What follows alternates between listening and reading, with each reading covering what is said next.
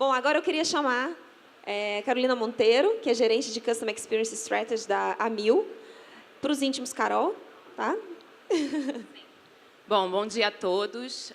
Queria agradecer primeiramente pelo convite. Eu vou tentar ficar aqui, gente. Primeiramente pelo convite da TrackSale de poder estar aqui. Queria agradecer a minha equipe também, parte dela está aqui, e sem ela nada aconteceria. Queria dizer, Cláudia, que graças a Deus a gente ainda não tem essa tecnologia emocional rastreada, porque eu estou super emocionada de estar aqui. Que bom. Eu estou com frio. E que bom que ninguém consegue perceber isso de uma maneira tão imediata assim. Vamos lá. O meu tema hoje, eu também vou precisar ser bastante rápida. O que eu vou contar para vocês é um pouco sobre como a Amil vem transformando a experiência dos nossos clientes.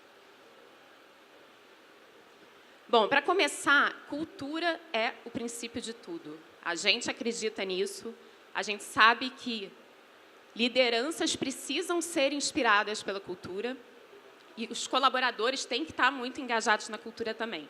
Sem isso, é muito difícil oferecer uma boa experiência para os clientes. Eu tive a grande oportunidade de participar na Disney de 2 cursos, um sobre Leadership Excellence, o outro sobre Customer Experience Summit, que foi agora. E é impressionante como, em todo momento, a Disney fala sobre cultura.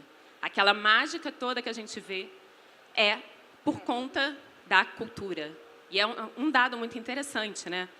A Disney é uma empresa que tem um turnover altíssimo, porque a maioria das pessoas que trabalham lá são jovens, são universitários.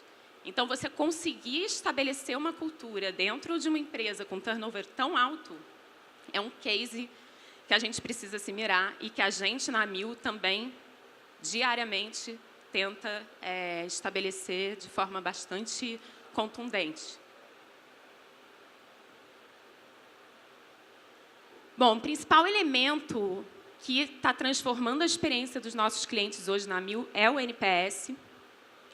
O NPS é muito mais do que um número para a gente. O NPS ele é um elemento transformador. Quem olha para o NPS só como um score está errado. Meta é importante, indicador é importante, mas o mais importante é o que você vai fazer com essa informação. É a pesquisa mais simples que existe. Eu não conheço nenhuma que seja tão simples como ela. Ou seja, para quem não conhece, rapidamente, a primeira pergunta é: você recomendaria a empresa X para um amigo, familiar, enfim? De 0 a 10 deu uma nota. E por quê? Qualquer criança entende isso.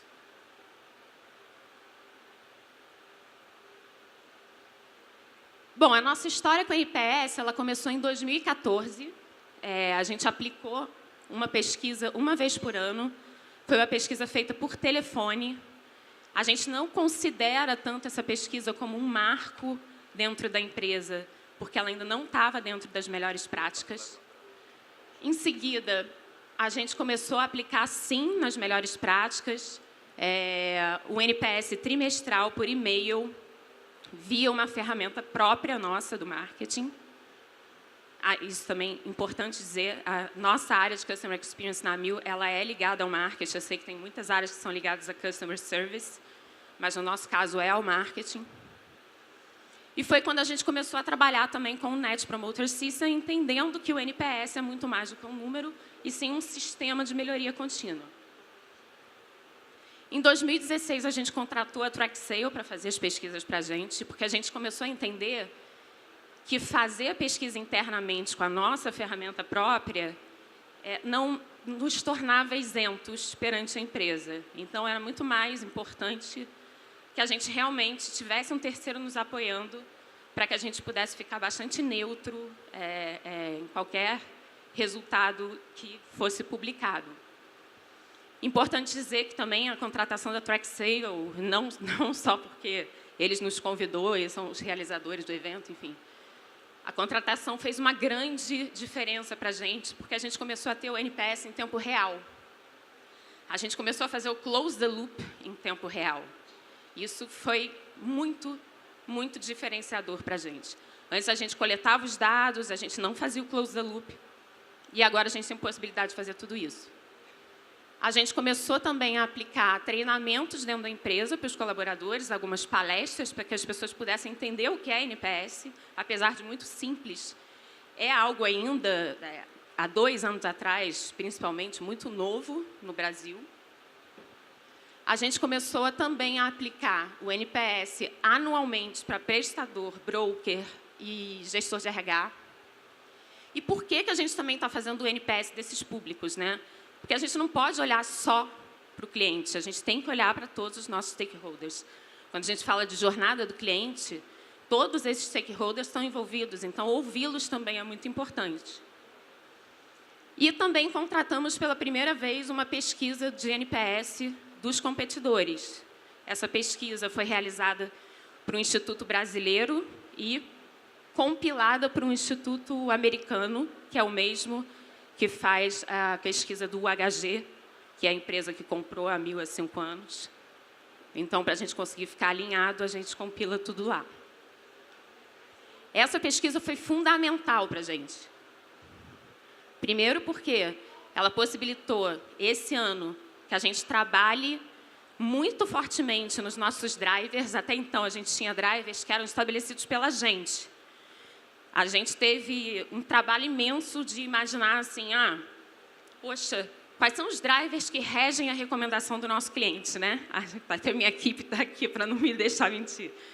A gente fez vários brainstorms. Nossa, vamos pensar assim, mas olha que interessante, né? E olha que erro. A gente estava fazendo isso pela nossa perspectiva e não pela perspectiva do cliente. A gente começou também uma categorização mais aprimorada, começou a analisar causa raiz, tudo isso em sinergia com as áreas de atendimento jurídico também. Começamos a implementar as melhores práticas de close the loop. Antes a gente fazia, mas não dentro das melhores práticas. Educação do cliente, engajamento do colaborador.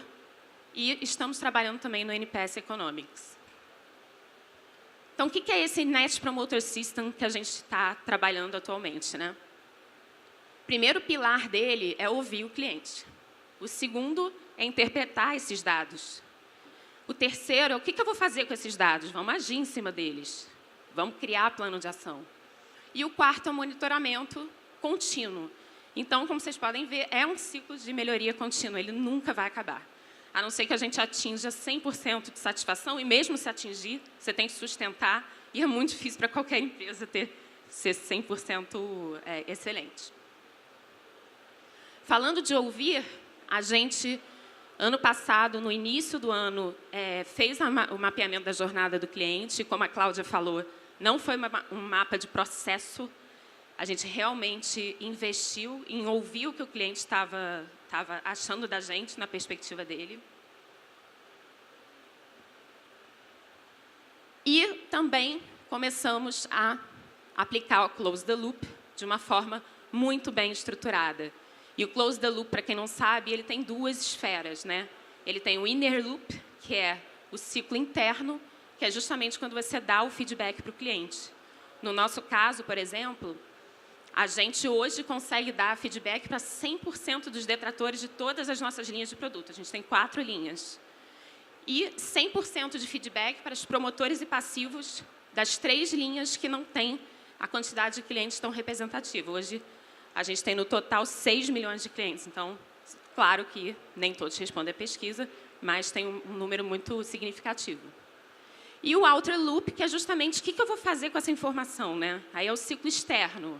O que eu faço com o feedback que eu dei para o meu cliente depois que ele respondeu a pesquisa? Eu liguei para ele, eu me importei com ele, ele respondeu e eu quis saber mais sobre aquela questão dele.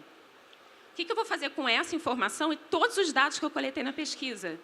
Eu vou transformar isso em soluções sistêmicas para que nunca mais aconteça. Eu não quero que esse problema do José seja um problema do João, do Luiz. Eu quero definitivamente acabar com ele.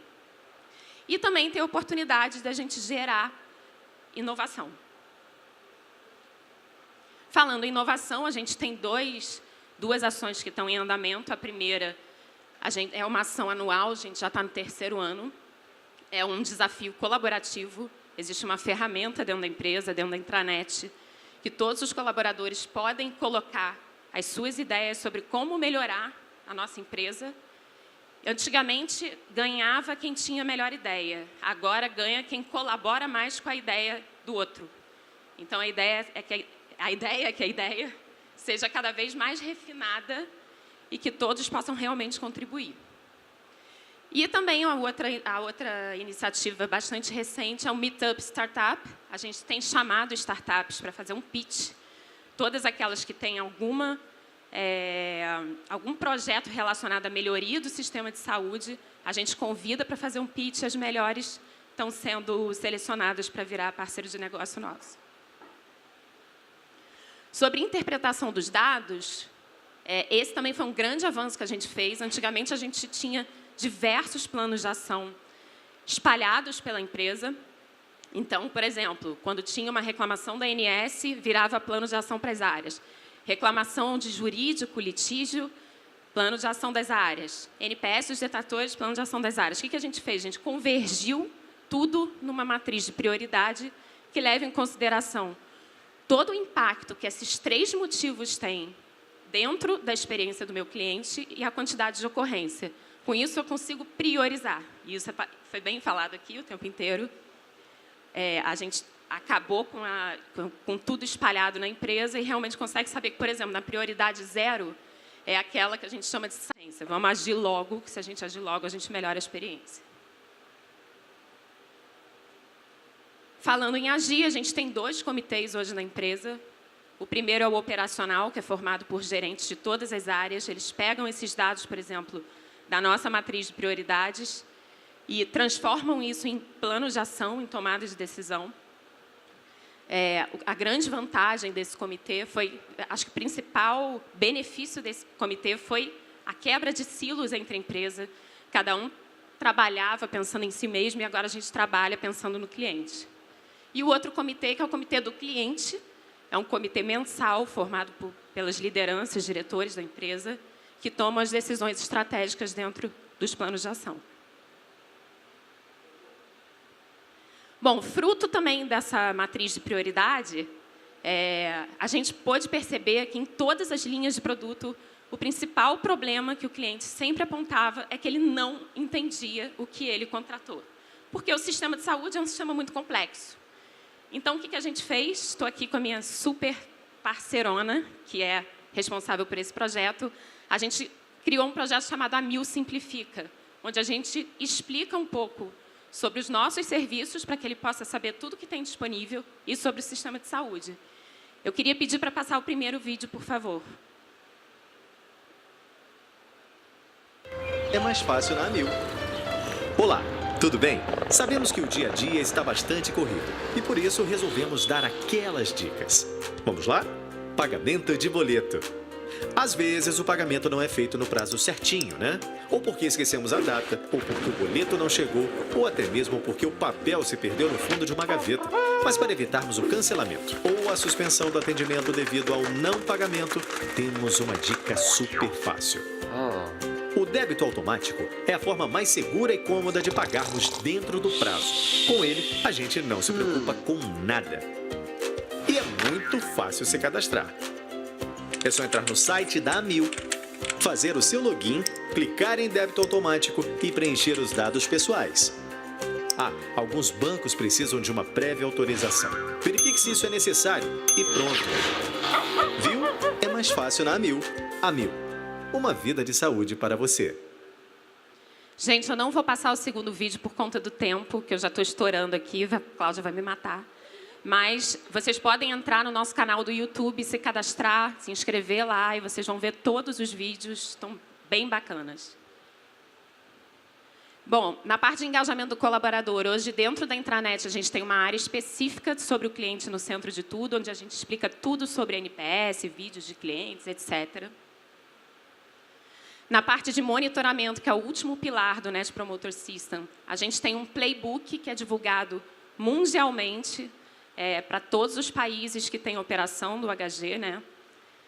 Onde são divulgadas a nossa estratégia global, nossos números, nossos KPIs. E todo esse trabalho tem gerado um resultado muito positivo. A gente sabe como é difícil conseguir um ponto a mais, um número a mais no NPS. A gente conseguiu já atingir mais de 10 pontos em 2 anos para todas as marcas. Se vocês olharem, isso aqui não é uma soma das marcas, existem pesos que precisam ser considerados, tamanho da população, enfim. Alguns reconhecimentos que a gente teve: melhor atendimento ao cliente, empresa mais inovadora, marca mais valiosa, melhor fornecedor de RH, melhor índice de satisfação entre as pequenas e médias empresas. São reconhecimentos do trabalho que a gente tem feito, que a gente tem recebido desde o ano passado. E o recado que eu quero deixar para todo mundo é: pense grande, mas comece pequeno, priorizando. Não dê uma de louco e sai fazendo tudo, porque não vai dar certo. Mas mexa-se rápido, porque é isso que vai gerar o melhor resultado para o seu negócio. Gente, obrigada. E só queria falar uma coisa, um detalhe muito rápido. Eu estou com um projeto chamado CX Leaders. Eu mudei o meu perfil no Facebook e incluí isso como uma função a mais. Tem um monte de gente me dando parabéns pelo novo trabalho. Eu não saí da Mil, é apenas um projeto em paralelo. É uma comunidade de CX Leaders. Depois, quem quiser saber mais, também pode conversar comigo. Obrigada. É bem interessante. Obrigada, Carol.